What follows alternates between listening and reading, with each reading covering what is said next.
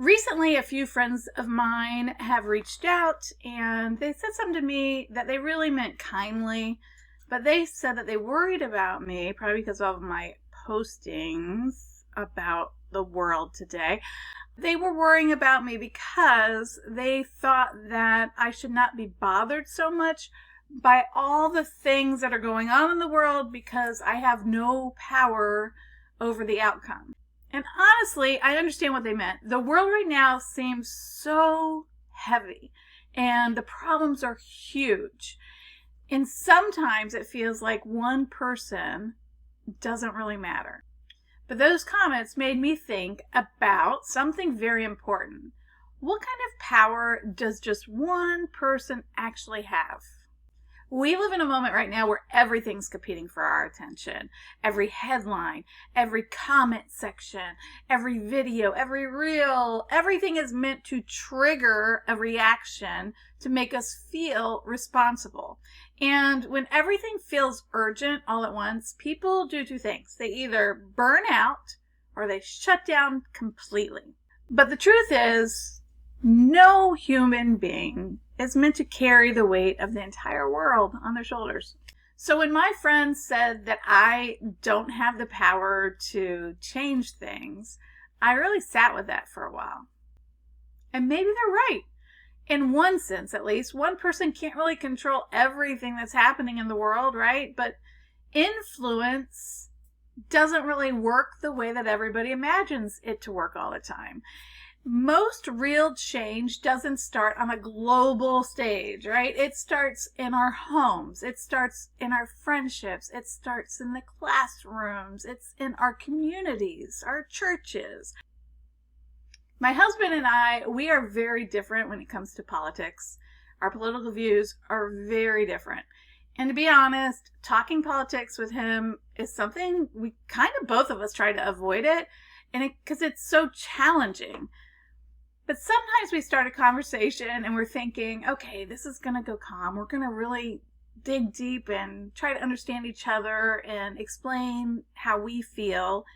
And 5 minutes later, we're both looking at each other like, okay, is it time for us to use a safe word to get out of this?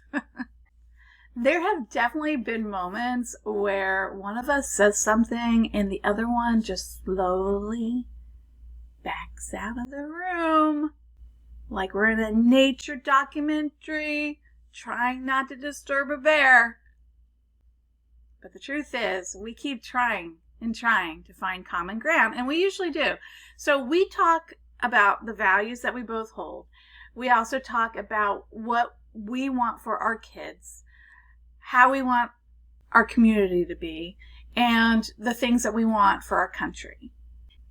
And if two people who love each other as much as we do can see the world very differently, but we can still find common ground, then that gives me hope. Because maybe that means our leaders can find some common ground again, too. The power of one person isn't about controlling the whole world. It's about influencing the space around you. It's the way that you respond to a difficult conversation. It's about choosing curiosity about what that person's trying to convey to you and what they're thinking, instead of choosing outrage when someone disagrees with you. And it can be very difficult. Don't get me wrong. I'm not saying any of this is easy. It's very difficult. But we need to allow a wait time whenever somebody's asked really hard questions. And we also should make sure that we allow them a safe spot to back out if they say something and it didn't come out right. It's also about raising children to learn how to ask questions, to think for themselves, and it's about modeling respectful disagreements for them instead of treating each other like it's a battle all the time. This includes how we treat each other even online. One person choosing patience over anger can change the entire tone of a room. I'm going to say that one more time. One person choosing patience over anger can change the tone of the entire room. If you want to make a difference without burning out, then you don't have to fight every single battle. Matter of fact, trying to carry everything is usually what leads people to burning out completely. And some of you might be feeling like you're burned out right now. One thing that has helped me tremendously is choosing just a couple things, a couple issues that I care about deeply, that I focus on and put my attention there. For me, there are two things that I care very deeply about. And so the first one is public education, and the other one is researching the Epstein files. Education matters to me because I feel like teachers and students are shaping the future of this country every single day. I taught in public schools for over 20 years, and I'm working in the educational field today. I also spend my time reading Epstein cases. I feel like it's really important to listen to the victims speak their truth, because I know how painful it is when you try to tell the truth and nobody's listening to you.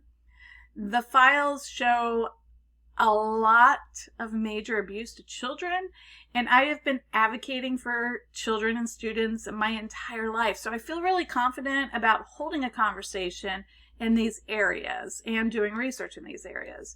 So for me, that means listening to victims, trying to understand the facts, connecting dots wherever I can, and writing to my representatives whenever I believe like something needs their attention, because they're the ones we put in that place. They work for us. Believe it or not, I have gone to Tallahassee to fight for different things for education, and a lot of the representatives on both sides said that it made a difference with how they voted once they heard from me. So I feel like that's very important. When we focus our energy on the things that we care most about, that is where the influence starts to grow without people losing themselves in the process. So maybe my friends were partially right. I mean, I can't control the world. I get that. But every single person has the power to influence the space around them. And maybe that's the real power of one person. A butterfly doesn't change itself all at once. It changes it by becoming something new slowly. And maybe real change works that same way. One person, small changes that create a ripple that can reshape the world around us. Changing is happening, it's happening